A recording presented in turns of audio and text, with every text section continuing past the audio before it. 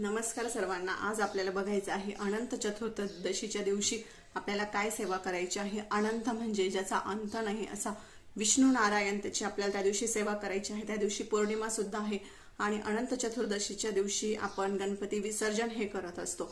तर बऱ्याचशा लोकांच्या घरी गणपती विसर्जन हे झालं असेल, ज्यांच्या घरी 5 दिवसाचे गणपती असतात त्यांच्या घरी विसर्जन हे झालं असेल, पण ज्यांच्या घरी झालं नसेल ते अनंत चतुर्दशीच्या दिवशी हे विसर्जन हे करत असतात। तर या दिवशी सत्यनारायण सुद्धा आपल्याला मांडायचं आहे, म्हणजे त्या दिवशी पौर्णिमा आहे आणि पौर्णिमा ही संध्याकाळी 6:50 चालू होणार आहे। तर सत्यनारायण कधी करायचं आहे, तर आपल्याला सत्यनारायणाची पूजा ही 28 सप्टेंबर 2023 रोजीच करायची आहे। त्या दिवशी गुरुवार आहे आणि त्या दिवशी अनंत चतुर्दशी आहे आणि त्या दिवशी आपल्याला सत्यनारायणाची पूजा ही करायची आहे। 6:50 म्हणजेच थोडक्यात काय तर 7 वाजल्यानंतर आपल्याला पूजा मांडणी ही चालू करायची आहे आणि त्यानंतर पूजा करून आरती करायची आहे, कहाणी वाचायची आणि आरती ही करायची आहे। आणि त्या दिवशी सगळ्यात महत्त्वाचं म्हणजे आपल्या घरामध्ये सदैव घरामध्ये लक्ष्मी नांदावी, सुख समृद्धी नांदावी, आपल्या घरामध्ये कुठल्याही प्रकारचे वादविवाद होऊ नये। असं म्हटलं जातं की अनंत चतुर्दशीच्या दिवशी पृथ्वी तलावर माता लक्ष्मी आणि विष्णू नारायण हे येत असतात, त्यामुळे जास्तीत जास्त आपल्याला विष्णू नारायणाची आणि माता लक्ष्मीची सेवा ही करायची आहे। तर आपल्याला काय करायचं आहे अनंत चतुर्दशीच्या दिवशी, तर आपल्याला अनंत म्हणजे ज्याचा नाश होणार नाही असा विष्णू नारायण, त्याची सेवा ही आपल्याला करायची आहे। अतिशय छोटी आणि साधी सोपी पूजा आपल्याला त्या दिवशी मांडायची आहे। त्या दिवशी आपल्याला सत्यनारायणाची पूजा मांडून झाल्यानंतर आपल्याला ही सेवा करायची आहे। मग तुम्ही 8 वाजो, 8:30 वाजो, 9 वाजो, शक्यतो 10 वाजल्याच्या आतच करायचं आपल्याला, 9:30 पावणे 10च्या आतच करायची। तर सत्यनारायणाची पूजा झाल्यानंतर आपल्याला ही पूजा ही मांडायची आहे। दुपारी मांडू का, दुसऱ्या दिवशी मांडू का असं नाही, तर अनंत चतुर्दशीच्याच दिवशी आपल्याला ही सेवा ही करायची आहे। विटाळ असेल, सुतक असेल तर अर्थातच तुम्हाला चालणार नाही, पण ज्यांचं सगळं चांगलं आहे त्यांनी ही सेवा चुकवू नका। आवर्जून महिलांनी ही सेवा करा, तुमच्या घरामध्ये कधीही कशाचीच कमी पडणार नाही। जर तो दिवस जर गेला, गुरुवारचा दिवस म्हणजे अनंत चतुर्दशीचा जर दिवस गेला तर परत वर्षभर त्याची वाट बघावी लागणार। आणि जर हे अनंत चतुर्दशीचं व्रत हे जर तुम्ही 14 अनंत चतुर्दशा जर केला, म्हणजे ह्या वर्षी, पुढच्या वर्षी, तिसऱ्या वर्षी असं जर 14 वर्ष जर तुम्ही ही पूजा जर केली तर तुमच्या घरामध्ये कशाचीच तुम्हाला कमी पडणार नाही। तुमचं घर हे आनंदाने, वैभवाने, सुख समृद्धीने, धन धान्याने इतकं भरून जाईल की तुम्हाला ते सांभाळल्या जाणार नाही। इतकं तुमचं घरामध्ये इतकी सुख शांती समाधान म्हणा, धन धान्याची कधीच कमी पडणार नाही असं हे व्रत आहे। नक्की सर्वांनी करा। तर चला मी तुम्हाला दाखवते कशी आपल्याला पूजा मांडणी ही करायची आहे। तर हे बघा, अशी छोटीशी ही पूजा आहे। तर आपल्याला असा हा फोटो हा ठेवून घ्यायचा आहे। ज्यांच्या घरात नसेल त्यांनी आवर्जून घेऊन या। प्रत्येकाच्या घरामध्ये हा लक्ष्मी नारायणाचा फोटो हा असलाच पाहिजे की ज्यामध्ये लक्ष्मी ही नारायणाचे पाय हे दाबत आहे, असा फोटो प्रत्येकाच्या घरात हा असलाच पाहिजे।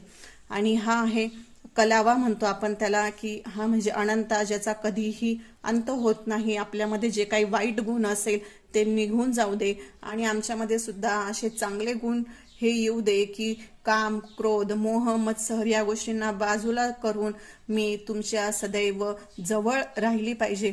तर असा हा अनंत आहे, त्याला आपण कलावा सुद्धा म्हणतो। तर हा आपल्याला असा देवापुढे ठेवायचा आहे। त्यानंतर आपल्याला हळदी कुंकू हे वाहून घ्यायचं। कुठलीही गोष्ट आपण दिवा लावल्याशिवाय चालू करत नाही, त्यामुळे आधी दिवा प्रज्वलित करून घ्यायचा। त्यानंतर हळदी कुंकू अर्पण करायचं, थोडेसे अक्षदा अर्पण करायचे, एक फूल अर्पण करायचं आणि काय आपल्याकडे असेल तो प्रसाद हा ठेवायचा। आणि त्यानंतर आपल्याला तुळशीचं पान हे घ्यायचं आहे आणि त्याच्यानंतर आपल्याला विष्णू नामावली जी असतं तर ते म्हणत म्हणत आपल्याला तुळशीचं पान हे विष्णू नारायणांच्या चरणी हे आपल्याला अर्पण हे करायचं आहे।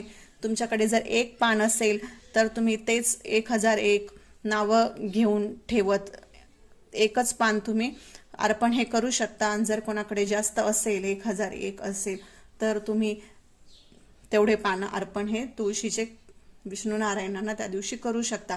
त्यानंतर आपल्याला विष्णू सहस्रनामाचा पाठ हे करायचं आहे। त्याचबरोबर व्यंकटेश स्तोत्राचं सुद्धा आपल्याला पठण हे करायचं आहे।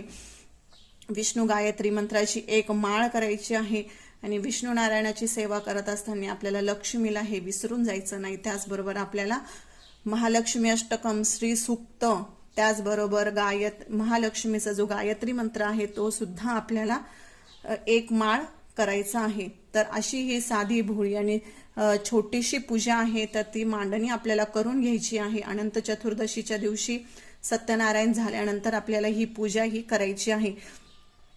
तुम्ही कुठेही हा फोटो मांडू शकता, सत्यनारायणाची पूजा मांडले त्याच्या शेजारी सुद्धा तुम्ही मांडू शकता आणि अशी छोटीशी पूजा तुम्हाला ही करून घ्यायची आहे। सुतक विटाळ असेल तर करू नका, पण चांगलं असेल तर ही सेवा चुकवू नका। आवर्जून सर्वांनी करा, तुमच्या घरामध्ये कधीच कशाचीच कमी पडणार नाही अशी ही छान आणि खूप सुंदर अशी सेवा आहे। तुम्हाला तर माहिती, नव्याने तुम्हाला सांगायची गरज नाही की जिथे विष्णू नारायणाची सेवा केली जाते तिथे माता लक्ष्मी ही येतच असते। त्यामुळे अनंत चतुर्दशीच्या दिवशी आपल्याला विष्णू नारायणाची ही सेवा आवर्जून करायची आहे। सगळ्यांनी हा कलावा आणा आणि हा आपल्या हाताभर घ्यायचा आणि तो प्रत्येकाच्या हातामध्ये, उजव्या हातामध्ये हा कलावा बांधायचा आहे।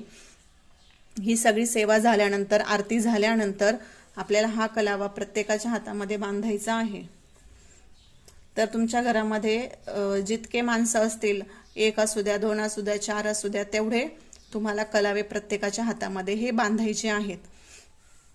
तर ही पूजा सर्वांनी आवर्जून करा। आजचा व्हिडिओ कसा वाटला ते नक्की सांगा आणि आपल्या चॅनलला लाईक, शेअर आणि सबस्क्राईब नक्की करा। धन्यवाद।